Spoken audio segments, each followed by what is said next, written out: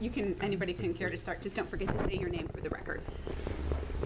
Madam Chair, members of the committee, thank you for providing an opportunity to comment on such an important ongoing issue.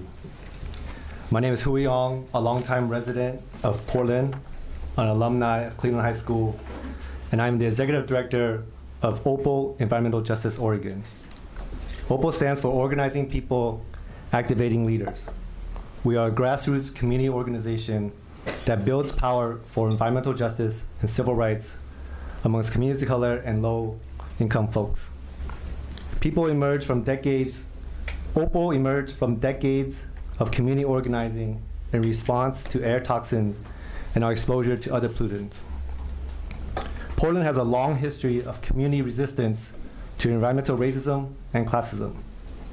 It is important for all of us to recognize those that have come before this crisis and those that will remain when the cameras are turned off.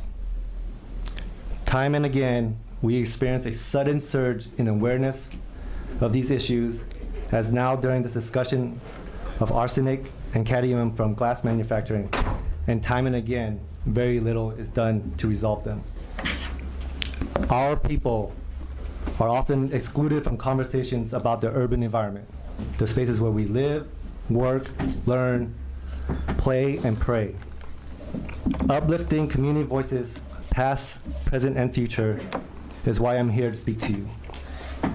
Teresa Kishi Soto, who couldn't be here today, is one of our core members of Bus Riders Unite, Portland's transit riders union. A woman of color in her 60s, Teresa is continuing her education. Processes like this are often inaccessible to low-income people of color, seniors, and students held early in the morning, an hour away from where we live. In 2003, Teresa's apartment complex on 125th and Foster Road experienced air quality issues from auto emissions and industrial pollution. The smells were putrid, she said. She could no longer sleep in her own bedroom. The toxic air affected her lungs, such that she could not walk to the bus without coughing up phlegm and having difficulty breathing. In 2004, the air quality monitoring at 122nd and Powell was removed after consistently registering the worst air quality in the region. Today, Teresa is still living in the same apartment complex, and the quality of the air hasn't improved. She's been breathing foul air for over a decade. This is not a lack of advocacy around air toxins.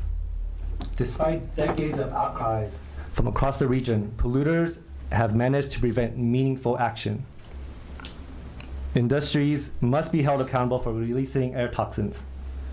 Mobile emissions must be reduced and mitigated. Oregon Department of Environmental Quality and other jurisdictions have done very little to protect our communities, and all residents of Portland suffer for it, particularly low-income people and people of color who experience disproportionate exposure, as well as higher rates of asthma and low birth rates, to name just two. DEQ is inconsistent or failing in its duty. The law gives them the authority to act, but they refuse.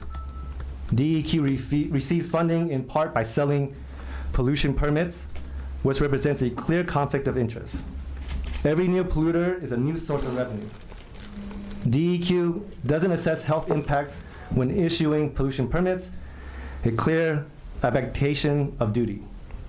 DEQ doesn't consider construction a source of emissions despite obvious air quality impact. DEQ fails to meaningfully regulate highly dangerous diesel particulate matter. DEQ collects data but fails to distribute, interpret, or apply that data for meaningful public benefit. For decades, DEQ has failed to heed the demands of low-income people and people of color. Teresa couldn't be here today, but she is here in spirit, with all these powerful advocates who have been working on these issues tirelessly, not just since the Bullseye news broke, but for decades. These are the long-standing demands of Portland's environmental justice community. We demand that you let us lead and address the unequal burden of toxic air we face. We demand that DEQ's responsiveness to community concerns be a primary consideration for the retention of DEQ's leadership. We demand that DEQ strengthen its connection to our most impacted communities through authentic resource engagement of people of color and low income in our communities. We demand that DEQ reports on emissions plaguing us in a way that we can understand to inform us as we lead. We demand DEQ regularly releases comprehensive data revealing the total cumulative impact of emissions in our neighborhoods rather than just individual source reports. We demand DEQ consider the public health impact of issuing pollution permits. We demand that the polluters are no longer taken at their word when they report on their own emissions because they are not often truthful. DEQ and other agencies should take an active role in assessing the truth on behalf of the public interest. We demand that testing for impacted communities, body, air, water, and soil be provided at the expense of polluters. Polluters must also bear the cost of repairing any damage that is discovered and pay for damages to life and property. The status quo is environmental racism. A failure to improve and employ DEQ's regulatory process in these ways is a failure to listen to the voices of the most impacted people in our communities. People like Teresa and the people in this room. The lack of leadership on this issue is unacceptable. OPAL stands in solidarity with impacted communities across the region whose lives are at stake in this discussion. OPAL, Bus Riders Unite, the Youth Environmental Justice Alliance, and our allies will be engaging our members and communities on this issue. Act in a way that helps us breathe easier. Progress can be achieved. We simply ask you to champion our cause in the face of industry and bureaucratic pushback. Thank you for hearing us and look forward to ongoing opportunities to engage moving forward. Thank you.